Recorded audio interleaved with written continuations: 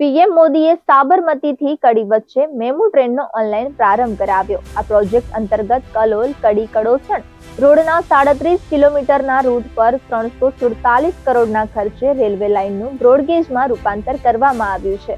સાથે જ બહુચરાજી રણુજા વચ્ચેના 40 કિલોમીટર રેલવે ટ્રેકનું 520 કરોડના ખર્ચે બ્રોડગેજમાં રૂપાંતર કરાયું છે। કટોસણ રોડથી સાબરમતી સુધી મુસાફર ટ્રેન અને બહુચરાજીથી કારલોડ માલગાડીને પણ લીલી ઝંડી આપવામાં આવી। સાબરમતીથી કડી વચ્ચે આ ટ્રેન અત્યંત લાભકારક સિદ્ધ થશે। હાલમાં અમદાવાદથી કડી સુધીનું બસ ભાડું 80 રૂપિયાથી 50 રૂપિયા તથા ટેક્સી ભાડું 800 થી 1200 રૂપિયાની વચ્ચે છે અને યાત્રામાં 1 થી 1.5 કલાક સુધી થાય છે। ત્યાં આ ટ્રેન સેવા યાત્રીઓને સમય અને પૈસા બંને બચાવશે।